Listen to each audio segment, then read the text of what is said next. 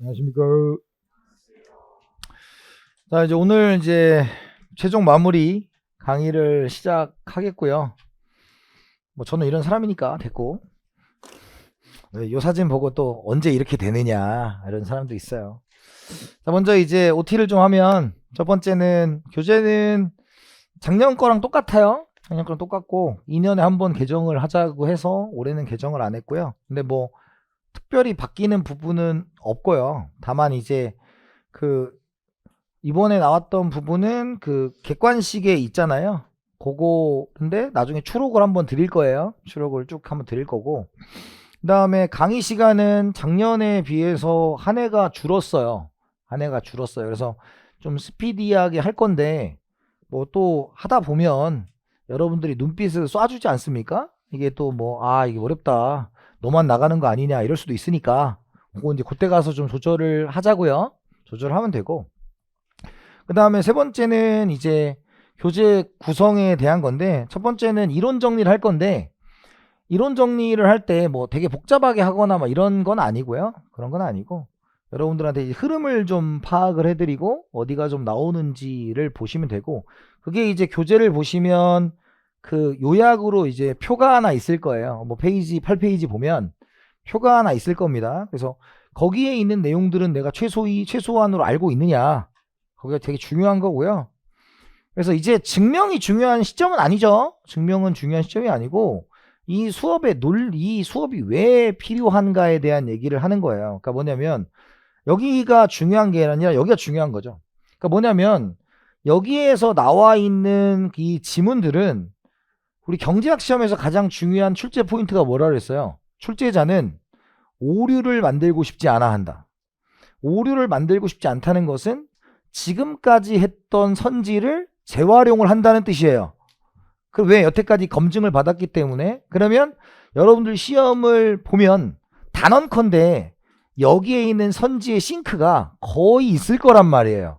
그럼 내가 이 선지를 보고 여러분들이 문제를 풀 때 내가 이 선지를 이해하고 푸는 것과 이 선지를 경험해 본 적이 있는 거나 푸는 거는 다른 개념이죠.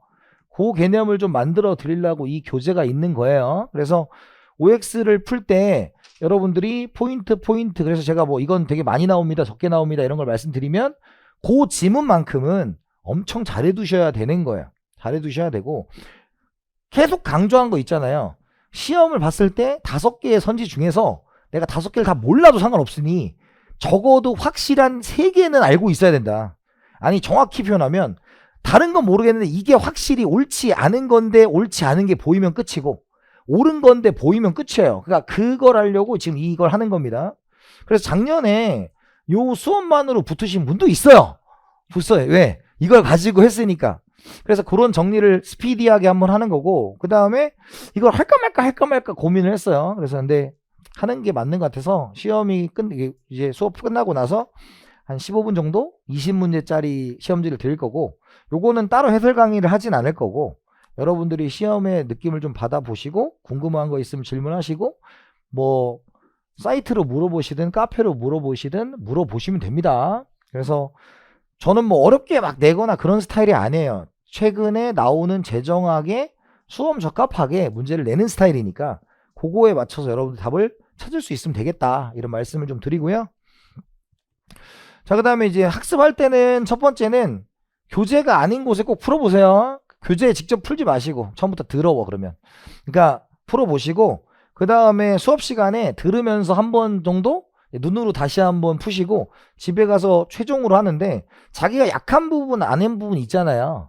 그런 부분은 객관식 교재를 가셔야 돼요. 왜냐면 기론서로 가지 마시고 객관식 교재에도 거기에 있는 선지들을 따온 거기 때문에 객관식에서 요점 정리한 것들이 있을 겁니다. 그걸로 가셔가지고 그 문제에 해당하는 주제들을 쭉 살펴보시면 정리가 좀 되실 거다, 이렇게 말씀을 드리고요.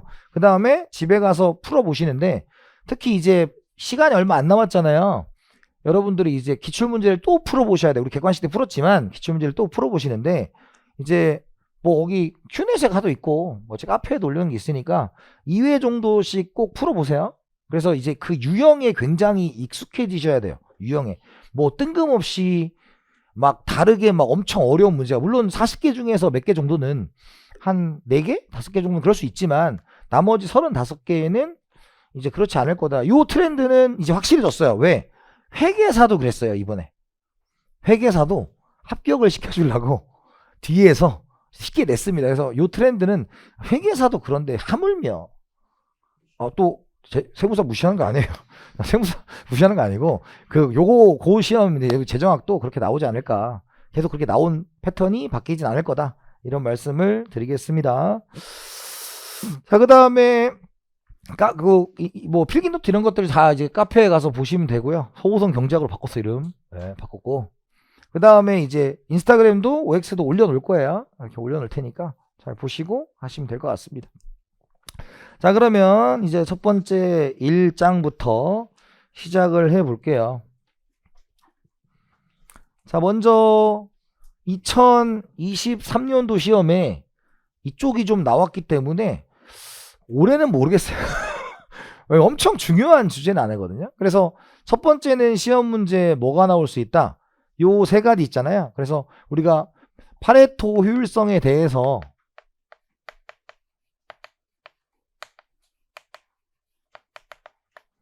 조건을 헷갈리지 않게 낼 수 있겠죠. 그래서 얘는 뭐였어? 한계 대체율, 얘는 한계 기술 대체율, 한계 변화율을 가지고 시험 문제를 내는 거, 그게 이제 중요하게 되겠고요. 그 다음에 파레토 효율성 다음에 나오는 게 뭐예요? 얘는 무엇을 보장하지 않는다? 공평성을 보장하지 않는다 정도를 출제합니다. 그래서 엄청 많이 내는 건 아니니까 이 정도를 보시면 될 것 같고요. 자, 시작합시다. 1번. 어떤 자원 배분에 파레토 개선의 여지가 있다면 그 상태는 효율적이다. 파레토 개선이 된다는 것 자체가 파레토 효율적이 아니란 얘기죠. 아니란 얘기입니다. 그래서 1번은 X다. 자, 2번. 파레토 효율성이 달성된 자원 배분이 사회적으로 반드시 바람직한 상태는 아니다. 자, 반드시 바람직한 상태죠. 자, 요거 잘 나오죠. 바람직한 상태는 뭐예요? 효율성과 공평성이 모두 보장되어야 된다. 그래서 효율성은 뭐로 하는 거다? 파레토 효율성으로 하는 거고, 공평성은 사회 후생함수로 하는 거다. 그래서 파레토 효율적이면 우리가 바람직한 사회냐? 꼭 그런 건 아니다 라는 거죠. 3번. 파레토 최적을 낳는 자원 배분은 무수히 많다. 그래서 한 점만 있는 건 아니다. 맞는 얘기고요. 4번째. 파레토 기준은 두 사람의 효용을 비교할 수 있을 때 적용이 가능하다.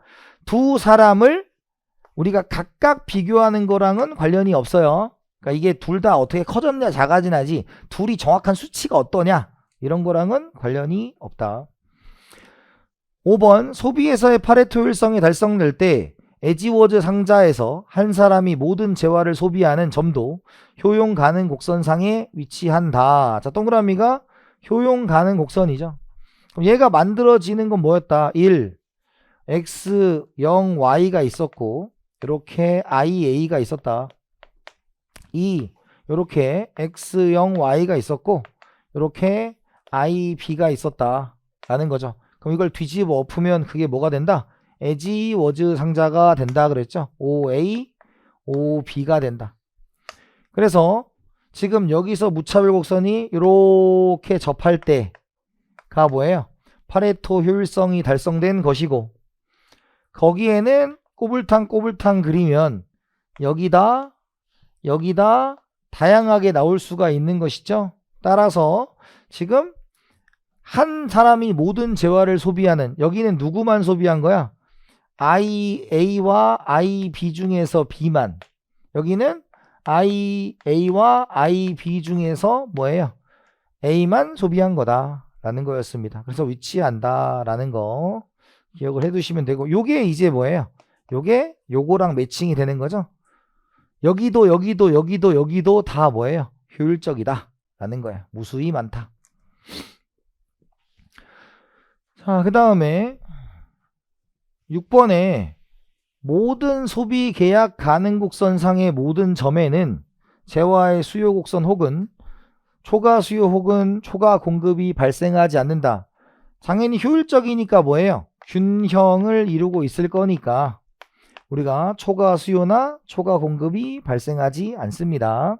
7번 A와 B의 효용함수가 동일하다면 한계 대체율이 동일하므로 파레토 개선이 불가능하다. 그런데 효용함수가 동일한 것은 상관이 없어요. 얘가 어떻게 배분을 했느냐가 중요합니다. 자, 그 다음에 8번 최초의 배분점이 소비 계약 가능 곡선상에 위치한다면 더 이상 파레토 개선은 불가능하다. 계약 곡선상에 위치하면 파레토 효율적이라는 거죠. 그래서 개선은 불가능하다. 9번 누군가의 희생 없이는 어떤 사람의 후생승대가 질가능하다. 그러니까 뭐예요? 누군가의 희생이 없이 증가할 수 있으면 뭐가 되는 거야? 파레토 우위에서 파레토 열이가 된 거니까 파레토 효율적이 아닌 거고요. 희생이 있어야 된다라는 것은 파레토 효율적인 상태다라는 것입니다. 10번 파레토 효율적인 배분 상태는 모든 파레토 비효율적인 배분 상태에 비해 모든 사람에게 선호된다 라고 했는데 동그라미가 뭐예요? 모든 사람에게. 그런데 파레토 효율성은 뭐는 고려하지 않아? 공평성은 고려하지 않는 거죠. 공평성은 고려하지 않는 거죠. 그럼 예를 들어서 우리가 파레토 효율적일 때 예를 들어서 여기에 있다. UA와 UB가 있다. 그럼 이렇게 가면 누구는 싫어하겠어요? B는 싫어할 수 있죠. 사회적 차원으로는 좋을지 몰라도 B는 싫어할 수 있어요. 그죠? 그래서 모든 사람에게 선호되는 것은 아니다 라는 거예요. 자, 11번 효용 가능 경계는 주어진 생산 자원을 얻을 수 있는 최대한의 효용 조합을 의미한다 라는 거죠. 그래서 시험 문제에 나오는 게 요거 나올 수 있죠. 효용 가능 곡선과 효용 가능 경계.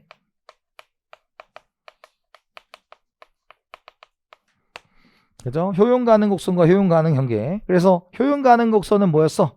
소비에서만 파레토 효율성을 달성한 거고, 얘는 뭐예요? 우리가 종합적 파레토 효율성을 달성한 거다. 그래서 효용 가능 곡선은 효용 가능 경계를 만드는 수단인 거죠. 그래서 얘를 모아서, 그래서 얘는 대효용 가능 곡선. 그래서 이게 뭐라고 한다? 포락선이라고 해요. 말장난을 넣으면 효용 가능 곡선은 종합적인 건 아니라고요. 효용 가능 경계는 종합적인 거라고. 그러면 효용 가능 경계는 모든 파레토 효율성을 달성하지만 얘는 그런 거 아니에요. 모두는 아니고 소비에 대해서만 이렇게 표현을 합니다. 그래서 둘을 비교하는 건 나올 때가 됐다고 생각을 해요. 자, 그 다음 효용 가능 됐고, 12번 생산 자원이 완전히 고용되면 효용 가능 경계 위에 점을 넣는다. 이거 틀리시면 안 돼요. 그죠? 모두 고용된다고 효율적인 것은 아니에요. 그죠? 그러니까 여기는 뭐 엄청 그런 게 아니라 그 포인트들. 그래서 완전히 고용된다고 효율적인 건 아니다. 이 멘트 꽤 잘 나오는 선지입니다. 자, 그 다음에 13번 한계 대체율과 한계 기술 대체율이 일치할 때 종합적 파레토 효율성이 달성된다. 요거 문장 기억하셔야 돼요. 종합적 파레토 효율성은 뭐와 뭐가 같아야 된다고요? 한계 대체율과 한계 변화율. 그러니까 재정하기 어려우신 분들은 어설프게 기억이 나는 거예요, 지금. 근데 포인트들이 딱딱딱 기억나는데. 그러니까 얘는 뭐야? 한계 기술 대체율이 아니라 한계 변화율이 되겠죠. 그래서 틀렸다라는 것입니다. 14번입니다. 한계 대체율이 한계 변화율보다 크다면 소비와 생산의 조절을 통해서 파레토 개선이 가능하다라는 거예요.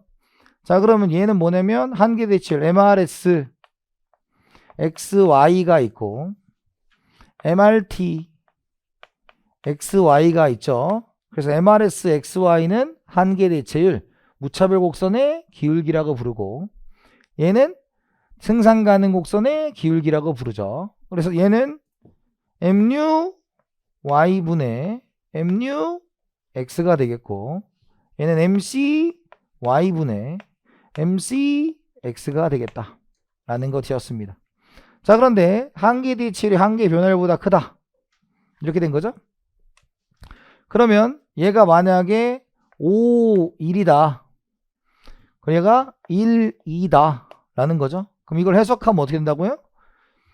x제가 y제보다 5배 좋아요, 이런 뜻이에요. 그 다음에 얘는 x제가 y제보다 비용이 2배 더 들어요, 이런 뜻이죠. 그러면 좋기는 5배 좋은데 비용은 2배 들면 x제를 생산해야 돼, 안 해야 돼? 생산해야 되겠죠. 그러면 이게 뭐예요? x제 생산을 늘리고 y제 생산을 줄인다 라는 겁니다. 그죠? 그래서 여러분들 시험에 요거는 뭐랑 연결될 수 있냐면, 우리 시험에 엄청 많이 나오지 않겠지만 사무엘슨 조건이란 게 있었어요. 자, 사무엘슨 조건. 자, 이게 뭐였어? MR, S, GX와 MRT, XY가 같은 게 뭐였다? 사무엘슨 조건이었다 라는 거죠. 그럼 만약에 얘도 이렇게 되면 뭐 해야 된다? 우리가 X제니까 공공제를 늘리고 사적제를 줄인다, 이렇게 해석이 되는 거예요. 나중에 한번 더 합시다. 자, 그 다음에 15번. 파레토 최적 배분 상태는 효용 가능 경계상 하나만 나타난다. 이거 잘 나와요. 그죠? 파레토 최적은 뭐예요? 효율성이 달성되는 거지. 효율성이 달성되는 점들은 무수히 많다고요. 예. 시험장에서 호성이 목소리가 들려야 돼요. 무수히 많다, 이거 들려야 된다고. 예. 들리길 바랍니다. 최근에 제가 들은 말이 목소리가 젊다라는 말을 들었어요. 그럼 뭐 아는 건 늙었나 봐요, 그죠, 제가. 자, 4번, 16번. 재화의 최적 구성은 생산에 있어서 두 재화 간 한계의 변환율과 소비에 있어 한계 대체율이 같을 때 이루어진다. 이거 외워야죠. 그래서 한계 대체율과 한계 변환율, 변화율, 변환율 똑같이 씁니다. 기억하셔야 되고요. 17. 생산 가능 곡선상의 모든 점은 파레토 효율성이 이루어지는 점이다 라는 거죠. 그래서 소비의 파레토 효율성이 뭐였어요? MRS XY의 A와 MRS XY의 B가 있고 같은 거죠.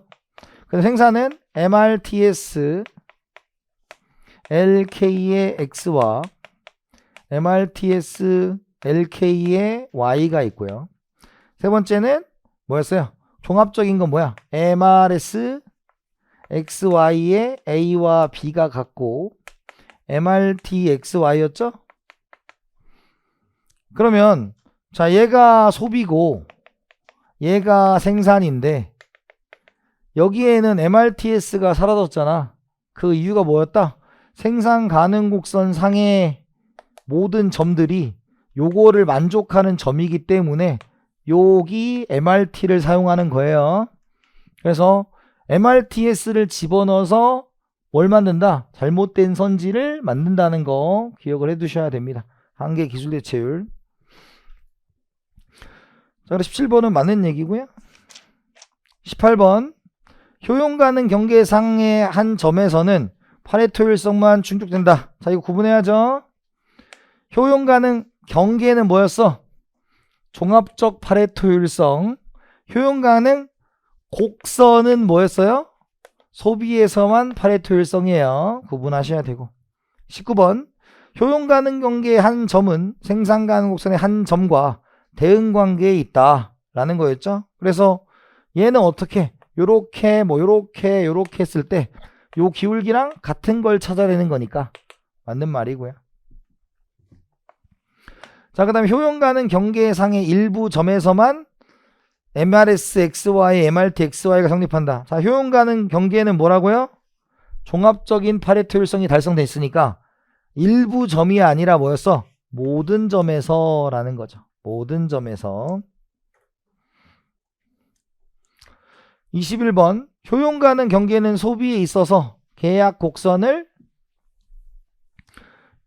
효용 공간으로 옮겨 놓은 효용 가능 곡선에 포락선이다 라는 거죠. 그래서 소비에 있어서 계략 곡선을 효용 가능 곡선으로 옮겨 놓았다 라는 거고, 요걸 이제 맞다고 했지만 결국 이 포락선은 무엇을 달성해야 돼요? 종합적인 걸 달성해야 된다. 소비에 있어서도 맞고요. 효용 가능 경계 효율과 공평을 동시에 달성시키는 점의 계정이다. 공평은 관련이 없다.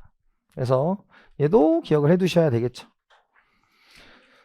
자, 이렇게 해서 봤고요. 그래서 엄청 복잡한 거는 나오지는 않지만 2023년에는 여기서 2개 정도를 냈어요. 근데 좀 일반적이지는 않은 형태였다라고요. 자, 그 다음에 두 번째 후생경제학의 이정리입니다. 후생경제학의 1정리, 2정리는 출제를 어떻게 하냐, 요 문장에서 뭐가 틀린 걸 내느냐를 출제합니다. 그래서 첫 번째는 뭐예요?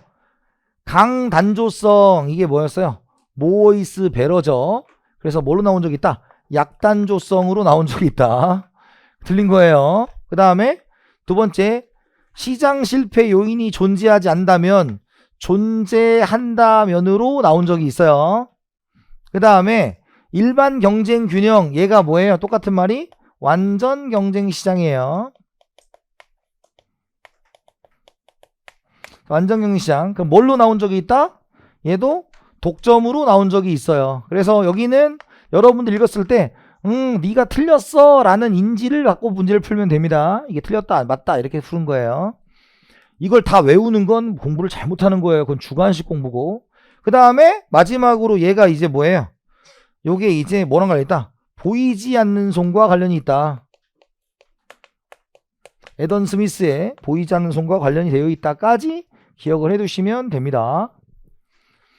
자, 그 다음에 후생경제학의 이 정리는 뭐에 대한 얘기냐면, 모든 개인들의 선호가 연속적이고 강단조성, 볼록성을 충족하면 얘예요. 이걸 가지고 시비를 털진 않아요. 근데 가끔 오목성이라고 나온 적이 있어요. 오목성이란 건 아니고 볼록이 골고루 소비한다 뭐 이런 뜻이거든요. 자, 오목성 나온 적이 있고, 그 다음에 부존자원의 적절한 재분배를 통해 임의의 파레토 효율적인 점에서 달성할 수 있다. 그래서 얘는 뭐다? 요걸 출제하는 건 효율성을 침해하지 않는 공평성을 뭐 하는 거다? 높일 수 있다라는 거, 평등에 관련한 문제고요. 그래서 1정리의 평등 얘기하면 틀립니다. 2정리가 평등이에요. 그리고 요즘에 나오는 게 이게 뭐야? 우리 조세를 배우셨으니까 말씀드리지만 가격 체계에 변화를 줘야 돼, 안 줘야 돼요? 가격 체계가 바뀐다. 그러면 기울기가 바뀐다. 그럼 뭐가 발생한다? 대체 효과가 발생한다. 대체 효과가 발생하면 초과 부담이 발생한다. 그러니까 얘는 대체 효과가 발생하면 안 되니까 가격 체계에 영향을 주면 된다, 안 된다? 안 된다라는 거예요. 요걸 냅니다. 그래서 이 정도를 가지고 틀린 걸 찾아내는 거 정도로 출제를 한다라는 거 기억해 두시면 돼요. 그래서 1정리는 효율성, 2정리는 효율성을 침해하지 않는 공평성, 이렇게 두 개로 기억을 해 두셔야 됩니다. 그럼 1번, 파레토 효율 상태인 완전 경쟁 시장에서 평균 수입과 한계 비용이 일치한다. 자, 완전 경쟁 시장은 뭐와 뭐 같은 거예요? P하고 MC가 같은 거죠. P하고 MC가 같은 거다. 그런데 이걸 어디로 가게 되면, 시장 실패로 가게 되면 얘를 P 이꼴 SMC로 쓰기도 하죠. SMC로 쓰기도 합니다. 자, 그 다음에 여기에 보면 평균 수입이죠. 평균 수입. 요 말장난을 좀 하는데, 우리가 AR이라고 하는 게 뭐예요? 평균 수입입니다. 근데 얘는 TR을 뭘로 나눈 거다? Q로 나눈 거예요. 그런데 TR은 P 곱하기 Q죠. 그럼 얘는 뭐예요? P입니다. 그죠? 그래서 얘를 이제 P 이꼴 MC라고 써도 되고, 얘 대신에 AR, MC로 써도 상관은 없어요. 모든 게 다 똑같아요. 그래서 AR로 쓰셔도 상관이 없다. 그래서 얘는 어때요? P 이꼴 한계 비용 맞는 거죠. 두 번째, 파레토 효율적인 완전 경쟁 시장에서 시장 가격과 한계 비용이 일치한다. 자, 이거 외우셔야죠. 그래서 완전 경쟁 시장이면 파레토 효율적이다. P 이꼴 MC. P 대신에 뭘 써도 상관없다. 평균 수입을 써도 상관이 없다 라는 거. 자, 3번. 생산자 간 생산 요소의 효율성은 생산 요소 시장이 완전 경쟁이면 달성된다. 맞죠? 그러니까 완전 경쟁은 우리한테 뭐다? 이상형이에요. 이상형. 완전 경쟁이면 다 좋은 겁니다. 4번. 소비자 간 재화 배분의 효율성은 모든 상품 시장이 완전 경쟁 시장이면 달성된다. 마찬가지로 완전 경쟁이면 달성되는 거예요. 증명은 할 수 있습니다만 뭐 크게 의미는 없다.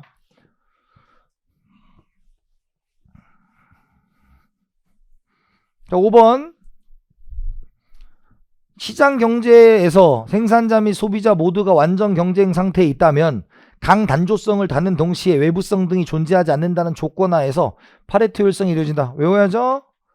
자, 완전 경쟁 상태 걸리는 거 없고, 강단조성 걸리는 거 없고, 외부성들이 존재하지 않는다면 걸리는 거 없죠. 그럼 맞다 라는 겁니다.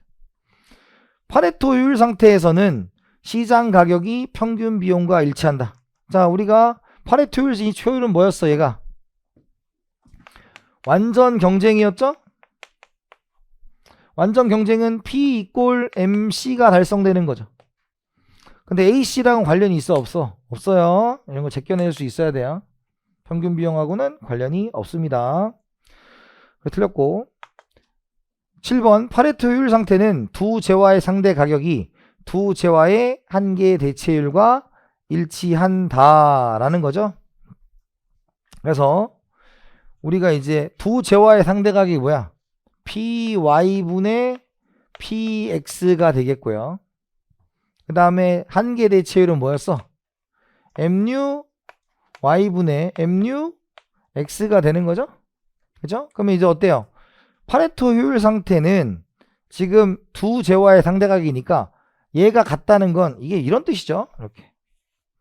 이렇게 이제 I0가 있으면 지금 파레토 효율 상태니까 지금 요 둘이 만나야 돼, 안 만나야 돼? 만나야 된다. 그래서 소비자 균형 상태에 이르렀어야 된다 라는 말이에요. 8번. 완전 경쟁 시장에 달성된 균형 가격은 파레토 효율성을 만족한다. 만족해요. 그러니까 지금 잘 봐요. 파레토 효율적이면 완전 경쟁이에요. 그냥. 그래서 그냥 매칭을 하면 어지간하면 다 맞다고 생각하시면 되고 다 좋은 거예요. 효율성은 달성된다. 자, 그 다음에 9번. 외부 경제가 존재하더라도 완전 경쟁만 이루어지더라도 파레토 최적 계분은 가능하다. 자, 이거 이제 걸러내야지. 왜? 외부 경제가 존재한다라는 건 똑같은 말이 뭐예요? 외부성이 있는 거지. 외부성이 있으면 후생 경제학의 일정리가 성립을 해요, 안 해요? 안 한다. 그걸 걸러낼 수 있어야 돼요. 모든 사람들의 한계 대체율이 같을 때 소비 및 생산의 파레토 효율성이 이루어진다. 자, 이거 걸러내야죠. 자, 한계의 대체율은 뭐하고만 관련이 있어? 소비하고만 관련이 있어요. 근데 여기 지금 뭐가 나와 있어? 생산이 나와 있죠. 그럼 아니다라는 걸 걸러낼 수 있어야 돼요. 그러니까 지금 이게 안 된 사람은 다 그 얘기 같으면 안 됩니다. 그죠? 한계 대체율, 한계 기술 대체율, 한계 변환율 막 다 구분해서 뭐가 매칭이 되는지를 잘 보셔야 되는 거예요. 11번. 후생경제학의 일정리는 애덤 스미스의 보이지 않는 손이 효율적인 자원 배분을 실현함을 의미한다. 후생경제학의 일정리가 뭐라 했어? 보이지 않는 손입니다. 그러면 하나 더. 정부 개입을 해야 돼, 안 해야 돼요? 안 해야 되겠죠? 거기까지 생각을 하시면 편하겠죠. 정부가 개입할 필요는 없다. 12번.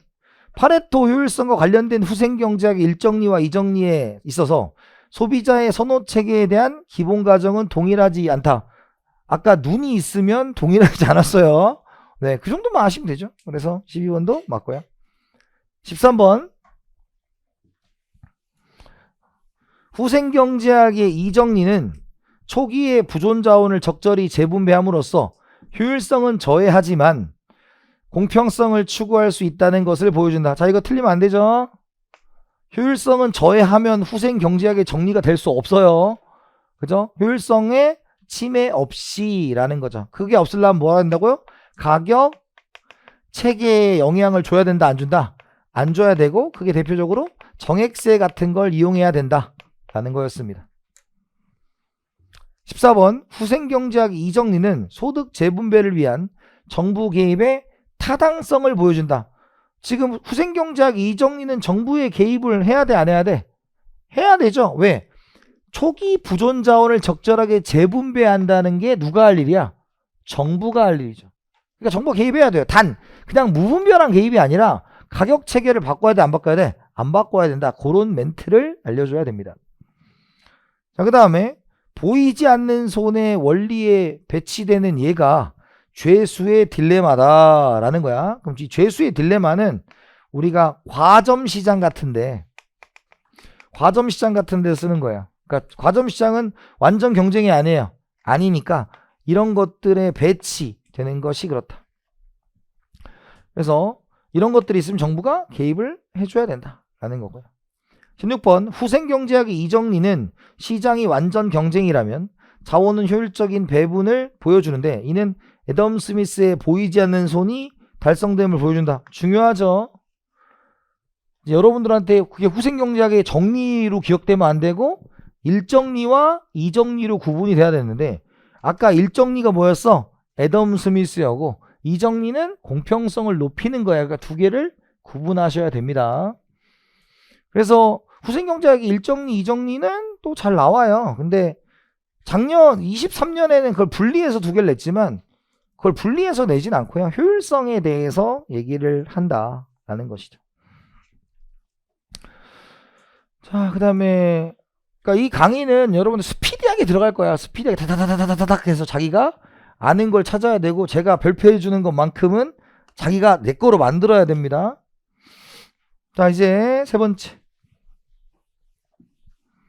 사회후생함수와 불가능성 정리죠. 그래서 우리 계산하는 방법 미지수가 두 개면 연립방정식. 그래서 얘는 어때요? 공리주의는 이렇게 표현하는 거죠. 더하는 거. 근데 두 개를 더하려면 어떻게 해야 된다고요? 한계 효용이 뭐 해야 된다? 같아야 된다. 그래야 더해진다라는 거죠. 그래서 총량과 더하기를 해야 되고요. 참고로 이 책에는 계산 문제도 들어가 있어요. OX처럼 가장한 계산 문제들이 있습니다. 그것도 다 하셔야 돼요. 자, 그 다음에 롤스는 이렇게 레온티에프의 함수의 형태다라는 거죠. 그래서 두 개 잘 나오고 요게 회계 사유도 나왔어요. 그러니까 여러분들도 또 나올 가능성이 또 있다가 엄청 잘 나온다. 계산 문제로. 우리 계산 문제 5개 정도 나오는데 여기 거의 뭐 매년 출제되고 있는 거니까 뭘 낼 건지를 잘 봐야 되고 그래서 이따가 있으니까 보시고요. 평등주의 가난한 자에게 높은 가중치 부여 거의 매번 출제됩니다. 가난한 자에게 높은 가중치를 부여한다는 거 보시면 될 것 같고요. LO의 불가능성 정리는 여기에 해당하지 않는 게 뭐냐 라는 걸 출제해요. 여기에 해당하지 않는 게 뭐냐 라는 걸 출제를 합니다.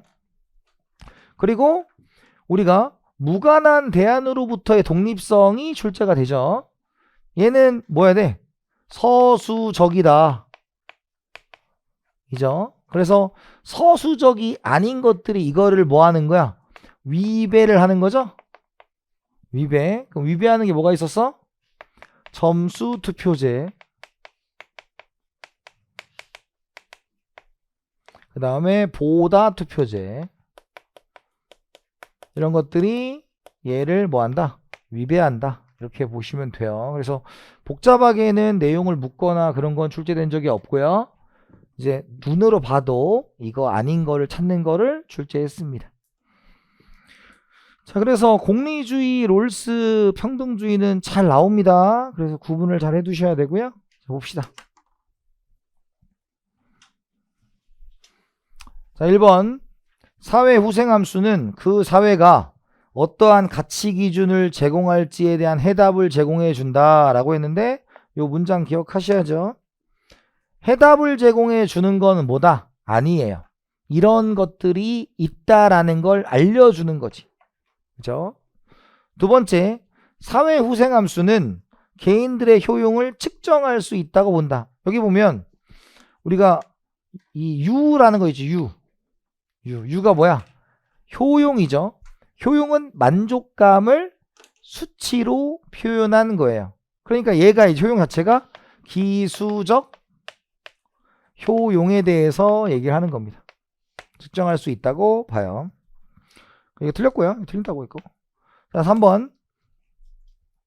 사회후생함수가 이렇게 될 경우 B의 효용이 A의 효용보다 사회적으로 2배의 중요성이 부여된다 그랬죠? 눈이 있으면 1을 집어넣으면 여기 뭐 나와? 1. 여기 뭐야? 1을 집어넣으면 뭐야? 2. 야, 2배다. 이렇게 하는 거죠. 엄청 대단한 얘기가 아니고. 그래서 얘도 뭐예요? 맞다. 사회후생을 극대화시키는 배분은 파레토율을 실현한다. 자, 이거 문장 구분해야 돼요. 자, 보세요. 우리가 이거잖아. 파레토 효율성과 사회후생, 우리가 이제 공평성에 대한 이건 효율성이죠. 그럼 요걸 가지고 이제 뭐예요? 사회후생이 나오는 거잖아. 그러면 사회후생을 극대화하면 이 둘을 뭐예요? 만족시키는 거니까 사회후생을 극대화시키는 배분은 파레토율을 달성하는 거죠. 그러면 파레토 효율성이 달성되면 사회후생을 극대화된다. 이건 돼요, 안 돼요? 안 된다고. 왜? 여기는 공평성에 대한 개념이 없으니까. 그래서 이 문장이 어떤 의미인지를 기억해야 돼요. 그래서 앞에서 나오는 가장 유력한 문장은 얘야. 왜? 효율성과 공평성을 모두 만족해야 파레토 사회후생이 뭐한다? 극대화 된다라는 거죠. 그걸 가지고 말장난을 할 수 있는 거니까. 그리고 말장난은요, 여러분들이 스스로 말장난을 하면 안 돼요. 그래서 OT 할 때 아까 뭐라 그랬어? 기출문제를 풀어보라 그랬고 객관식으로 돌아가라 그랬죠. 기존에 있는 문장으로 말장난을 구분해야 됩니다. 자기가 막 만들어내면 안 되고요. 근데 이 교재 자체가 그 말장난을 다 해놓은 거예요.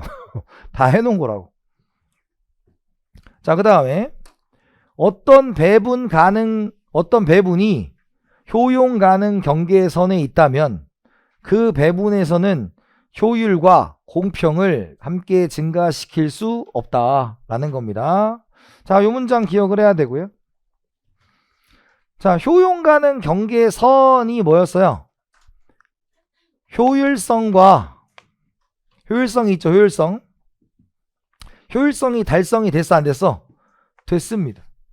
됐죠? 그러면 지금 만약에 UA와 UB가 있으면 이렇게 효용 가능 경계가 있다고 치는 거죠. 물론 뭐 이렇게 매끈하게 그려도 상관없고요. 매끈하게 그렸을 때 매끈하게 그릴게요. 이렇게 매끈하게 그렸을 때 지금 어때요? 만약에 A점에 있다면 UA와 UB로 갖고 있는 거지? 그죠? 그런데 여기 C로 가면 누가 더 가져요? A가 더 늘어나고 B가 뭐예요? 줄어들겠죠? 그러면 효율성은 그대로 유지되죠. 왜? 선상에 있으니까. 그런데 공평성은 한 명이 더 가지고 한 명이 덜 가지게 됐으니까 공평성은 가져가야 안 가져가야 안 되는 거죠. 그래서 효율과 공평을 모두 증가시킬 수 없다가 맞는 말이 되는 거예요. 자, 그 다음에 6번 사회 무차별 곡선의 기울기가 1인 사회후생함수는 이렇게 돼 있죠. 자, 여기서 요거 있어요. 요거 기울기 가끔 물어봐요. 기울기 가끔 물어봅니다. 자, 아까 공리주의가 SW 소셜 웰페어는 UA 더하기 UB로 구성된다. 그죠? 그런데 기울기는 어떻게 된다고요? 얘가 UB, UA가 되고 기울기는 얘에 관하여 풀고 얘 앞에 붙어 있는 상수가 뭐였어? 기울기였죠? 그러니까 다시 풀면 UB는 마이너스 UA 플러스 SW가 돼서 마이너스 1이다 라는 걸 물어봐요. 가끔 물어봅니다. 얘도 기억을 해 두셔야 되고. 자, 그 다음에 사회 후생함수는 어떤 한 사람의 낮은 효용 수준을 갖는다고 해서 그의 효용 수준에 더 큰 가중치를 부여하지 않는다. 왜? 합을 더하려면 둘의 묶이는 만족감이 뭐야 돼? 같아야 돼요. 그래서 요 문장 기억해야 돼요. 자, 7번. 공리주의 후생함수는 소득을 공평하게 재분배해야 된다는 주장에 유력한 근거가 될 수 없다 그랬는데, 우리 해설에도 보다시피 요것도 이제 얜 특이한 문장이야. 특이한 문장. 왜냐, 자, 우리가 공리주의가 벤담의 공리주의가 있고, 그죠? 그 다음에 에지워즈의 공리주의가 있죠. 그래서 우리 시험 문제 일반적으로 사회 후생함수로 나오면 얘가 출제가 되고, 얘는 뭘로 나오면 소득 재분배로 나오면 에지워즈가 되겠죠. 소득 재분배가 되면 에지워즈가 돼요. 그래서 벤담은 우리가 평등에 대해서 관심이 없어요. 평등에 대해서 관심이 없어요. 그런데 에지워즈는 가장 바람직한 건 뭐예요? 완전 평등이에요. 그래서 에지워즈를 언급을 안 하면 얘로 풀어야 됩니다. 에지워즈를 언급하면 얘로 풀어야 돼요. 그러면 지금 여기는 공리주의 사회후생함수에서 에지워즈를 얘기했어요? 안 했어요? 안 했습니다. 안 했으니까 얘는 그냥 여기로 풀어야 돼요. 그러니까 이제 공부를 많이 한 친구들이 선생님 공리주의의 범주 안에는 에지워즈 들어가는데 이거 맞다고 볼 수 있는 거 아닙니까? 맞다고 볼 수 있죠. 하지만 출제자의 입장에서 풀어야 돼요. 우리가 그렇게 우기면 안 되고 출제자가. 그래서 여러분들 한 가지 확실한 건 애매하고 뭐 아리까리하게 보이는 거에 대해서 목숨 걸지 필요 없어요. 그러니까 어차피 정답을 정해놓고 문제를 주는 경우가 많기 때문에. 그래서 그런 거고. 8번. 공리주의 사회 후생함수는 모든 사회 구성원들의 총합으로 구성되며 W는 W1 쭉 더해진다라는 것으로 알 수가 있겠죠. 그죠? 자, 그 다음에 9번. 공리주의 사회 후생함수일 경우 사회후생이 극대화되려면 각 개인의 소득의 한계유형이 같아야 된다. 이 문장 기억해야죠. 소득의 한계유형이 서로 같다라는 말이 뭐예요? 더하기가 가능해진 거야. 만족감이 다르면 더할 수가 없어요. 그래서 한계유형이 같아야 더해진다 라는 것이고요. 10번. 효용 가능 경계 두 점에서 A와 B의 후생 수준이 이렇다면 공리주의 사회후생함수에서는 전자의 사회후생 수준을 높게 평가한다 그랬어요. 자, 그런데 공리주의는 뭐예요? 합을 하는 거죠. 그러면 50 더하기 50은 뭐야? 100. 80 더하기 30은 뭐예요? 110이죠. 그럼 전자가 좋아, 후자가 좋아? 후자가 좋은 거죠. 그래서 X 처리가 된 겁니다.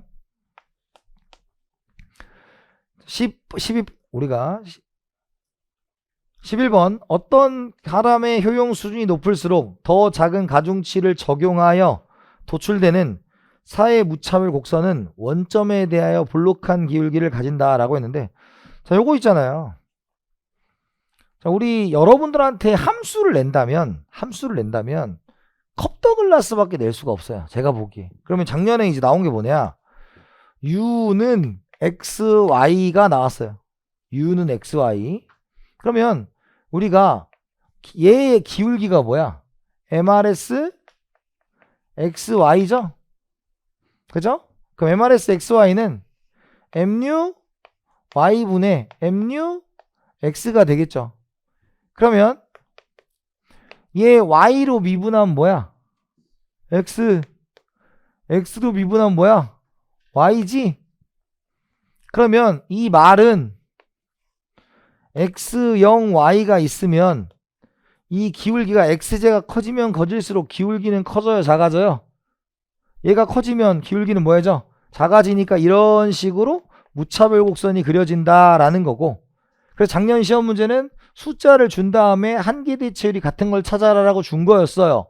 근데 요걸 이제 적용하면 우리가 U는 UA, UB를 하면 똑같은 거잖아. 그럼 여기도 뭐야? UA가 되고 얘가 UB가 되면 MUUB분의 MUUA 이렇게 되는 거잖아. 그럼 얘도 똑같이 이 자리에 뭐예요? MUA분의 UB가 되면 이런 식으로 나오는 거죠. 그래서 볼록하다라는 말은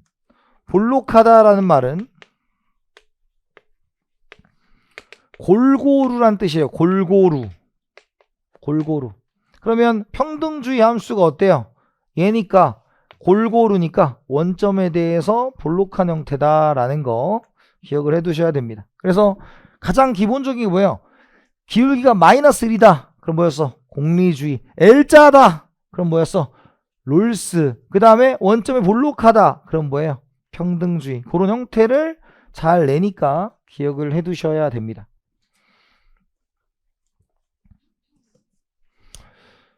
자, 그 다음에 11번 했고요.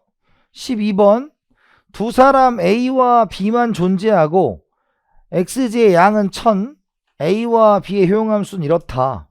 공리주의 사회후생의 함수 형태를 가질 때 후생 극대화번 이거다. 자, 그래서 여기 지금 OX를 가장한 계산 문제가 있습니다.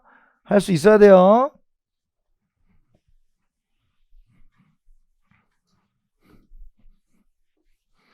자, 그럼 뭐예요? 첫 번째가 뭡니까? 여기 보니까 공리주의 사회후생함수다. 공리주의. 그럼 1. 뭘 구하라? 총량을 써라. 총량은 XA 더하기 XB는 얼마예요? 1000. 그죠? 두 번째는 뭐예요? 우리가 MUA, MUB가 되죠? 자, 근데 우리가 루트 X를 미분하면 뭐라 그랬어? 얘는 2 루트 X분의 1이다. 그냥 외우셔도 상관없어요. 이걸 뭐 매번 미분할 필요도 없고. 그러면 여기가 만약에 4 루트 X다. 그럼 분자에 뭐만 얹어주면 돼? 4. 7 루트 X다. 그럼 분자에 뭐야? 7 이렇게 얹어주면 된다고요. 네? 이 정도는 할 수 있잖아. 자, 그러면 얘 어때요? 3 루트 X니까 어때요? 2 루트 XA 분의 뭐? 3. 얘는 뭐예요? 2 루트 XB 분의 1 이렇게 해주면 되죠. 그럼 헝 없어지고 다시 하면 뭐야? 루트 XA는 3 루트 XB가 되겠죠. 그러면 XA는 뭐예요? 9XB가 되겠지. 그럼 여기다가 대입을 하면 요거 대신에 요걸 집어넣으면 10XB는 얼마야? 1000이죠. 그럼 XB는 얼마야? 100. XA는 뭐예요? 900. 이렇게 되는 거죠? 자, 이렇게 물어보면 이건 뭘 해야 되는 거야? 소비량까지 물어본 거죠. 그럼 이제 뭘로 가야 돼? 후생이니까 뭘로 가야 돼? 3번 SW는 UA 더하기 UB가 되겠죠. 그러면 여기다가 3 루트 얼마 집어넣었어? 900 더하기 루트 100 집어넣으면 요건 얼마야? 90. 얘는 얼마예요? 아, 이게 30이고 3 곱해서 90. 얘는 뭐야? 10이니까 뭐가 나온다? 100이 나온다. 순서대로 할 줄 아셔야 됩니다. 잘 나오니까요. 자, 그 다음에 13번 롤스의 사회 후생함수는 개인 간 후생의 수준의 비교 가능성과 기수적 측정 가능성을 가정한다 라고 돼 있죠. 그럼 어떻게 된 거야? 좀 요걸 썼다는 것 자체가 뭐예요? 요걸 썼다는 것 자체가 비교 가능하고 셀 수 있다라는 뜻을 얘기하는 겁니다. 그래서 효용이 기수적이다 라고 표현한 거예요. 빠르죠? 그게 목표예요. 빨리 끝까지 가야 됩니다. 빨리. 그래서 이 수업만큼 효율이 높은 수업은 없어요. 빨리 가는 거야, 빨리. 빨리 가는 겁니다. 자, 15번. 롤스의 사회 우생함수는 사회 구성원들 중에서 효용 수준이 가장 낮은 사람의 효용이 그 사회의 효용 수준이라고 본다입니다. 롤스는 뭐야? 최소 수혜자, 최대 원칙이죠? 최소 수혜자, 최대 원칙. 그거 뭐예요? 맞죠? 16번. 롤스의 사회우생함수에서 복권당첨으로 부자의 소득이 증가하면 사회우생은 감소한다. 자, 롤스는 가난한 사람에 의해서 결정되죠. 부자가 됐어요. 그럼 가난한 사람 변했어, 안 변했어? 안 변했죠. 선생님 기분이 나쁘잖아요. 이런 거 하면 안 돼요. 저건 상관없는 얘기야. 그래서 틀렸죠. 17번. 롤스의 사회우생함수는 레온티에프 생산함수와 동일한 형태를 가진다. 자, 이거 외우셔야죠. 레온티에프가 뭐예요? L자형, 그죠? 동일한 형태를 가진다. 기억을 해두셔야 돼요. 그래서 공리주의는 뭐였어? 마이너스 1의 선형. 그 다음에 롤스는 뭐야? L자형. 요거 기억해야죠. 그 다음에 평등주의는 원점의 볼록한 형태. 이 형태를 물어보니까 정리를 해두셔야 됩니다. 자, 18번. 롤스는 사회 구성원들의 소득을 완전히 평등하게 분배할 때에만 사회후생이 극대화된다 라고 했는데 뭐 꼭 그런 것만은 아니죠. 왜냐면 우리가 이제 100이 있고 50이 있고, 그죠? 많이 있고 120이 있다 이거지. 근데 빈부격차는 어디가 더 커요? 밑에가 더 크죠. 하지만 얘가 어떻다? 최소 수혜자가 더 많이 가졌으니까 라고 얘기할 수가 있습니다. 그래서 요거는 맞아요, 틀려요? 틀렸다. 자, 그 다음 요거 해야죠. 그래서 이제 19번 같은 거 할 때 이제 뭐야? 뭐랑 구분해야 돼? 여기다가 이제 써야지. 12번 연결해서 같이 기억해야 되는 거죠? 그죠? 12번이 뭐였어? 공리주의고. 그 다음에 19번이 뭐예요? 19번이 이제 롤스잖아요, 롤스. 그래서 A와 B로 구성된 경제에 X제가 천단이 존재하며 이 재화에 대한 효용함수는 이렇다. 이 사회의 사회우생함수를 이렇게 가정할 경우 사회우생의 극대값이 60이다. 이렇게 돼 있죠. 자, 1번. 자, 이제 뭐예요? XA 더하기 XB가 뭡니까? 1000. 여기까지 똑같죠? 그래서 만약에 여러분 이번에 시험에 나온다면 공리주의와 롤스를 한 방에 두 개를 구하라는 문제가 나올 수가 있어요. 그러니까 하나씩 구하는 거 말고 두 개 구하는 게 지금 2023년도에 지금 거의 3관왕이에요. 모든 시험이 다 나왔어요, 이게 지금. 그러니까 여러분들도 언제든 나올 수 있다. 자, 그러면 자, 얘가 이제 뭐였어? UA와 UB가 같은 게 뭐였어? 롤스였죠. 자, 그러면 3 루트 XA와 XB가 되는 거죠? 그죠? 자, 그럼 양변을 제곱하면 어떻게 돼요? 9XA는 XB니까 여기다 집어넣으면 뭐예요?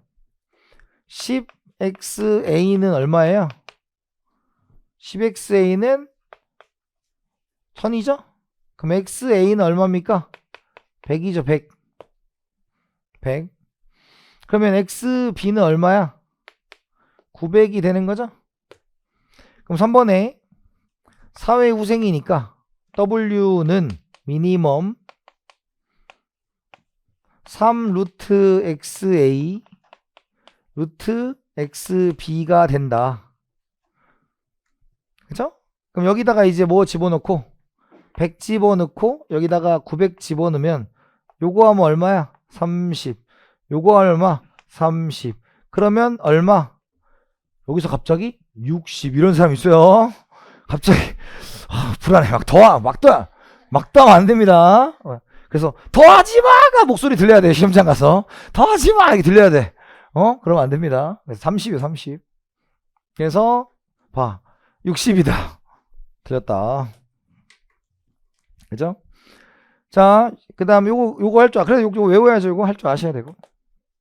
평등주의적 사회 후생의 경우 평등주의적 성향이 극단적으로 강하면 롤스적 사회 무차별 곡선을 가진다 라는 거예요. 그래서 평등주의적 성향이 강하면 어떻게 돼 이게 이렇게 했다가 자, 그래서 볼록성이 심해졌다 라는 겁니다. 그래서 요거는 맞는 멘트예요. 네. 자, 21번 평등주의 사회 후생함수는 모든 구성원들에게 동일한 가중치를 부여한다. 틀리면 화낼 거예요. 예, 이거 엄청 잘 나옵니다. 그래서 동일한 가중치가 아니라 누구한테? 빈자한테 가중치를 준다. 이해됐어요? 그 다음에 22번 평등주의 사회후생함수는 개인의 후생 수준이 높을수록, 후생 수준이 높다는 건 부자야 빈자야? 부자겠죠. 부자. 그런 사람한테 더 작은 가중치를 부여한다. 맞는 거죠. 그래서 얘도 기억을 해야죠. 그래서 21, 22는 같은 맥락이에요. 그랬더니 또 기억났다고 잘못 기억해서 호성이가 가중치를 두랬는데 뭐 이러면 안 돼요. 약자 가중치입니다. 약자 가중치. 자, 23번 에로우는 민주적이면서 합리적인 후생함수는 존재하지 않는다고 보았다. 자, 이 멘트도 기억을 해두시면 좋습니다. 그래서 민주적이면서 합리적인 건 없다 라는 겁니다. 에로우의 불가능성은 이행성, 이행성은 일관된 행동, 비독재성, 볼록성, 파레토 원칙 등이 해당한다.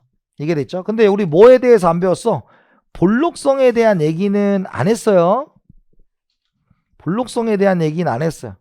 볼록성은 어디서 하는 거야? 평등주의에서 얘기한 거죠. 골고루 소비하는 건데 이건 없습니다. 없어 이런 거.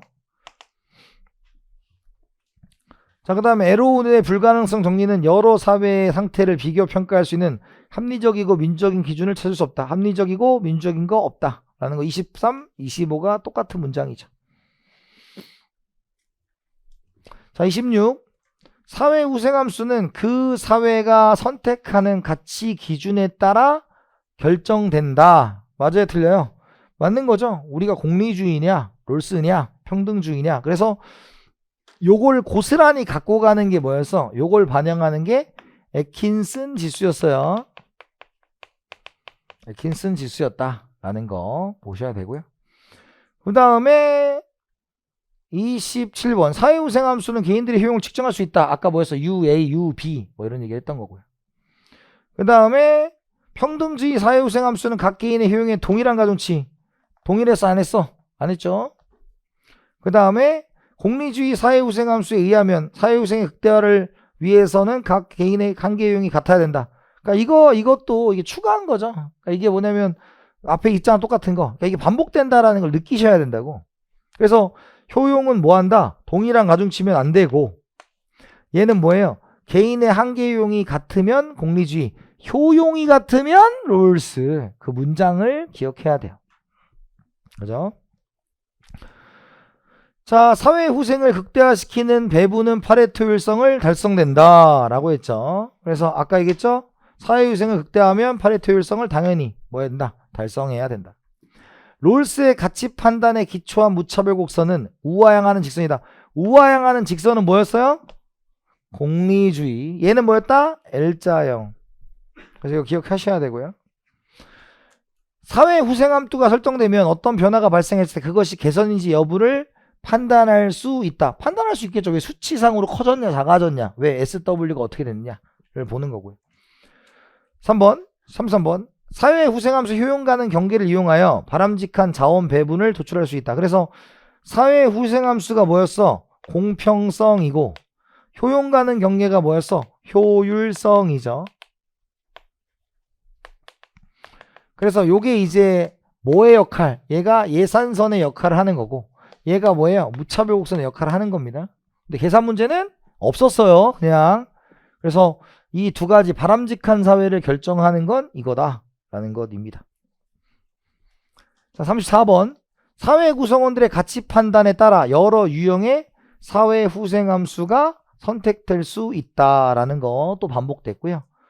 자, 35 센에 따르면, 뭐 센은 수학인데, 자, 제한된 수의 선택 가능성 사이에서 지금 이 썩은 개그는 뭐냐, 이 표정 좋습니다. 그만큼 한 번밖에 안 나온 얘기예요. 이거에 대해서는 뭐 이렇게 크게 신경 쓸 필요는 없고.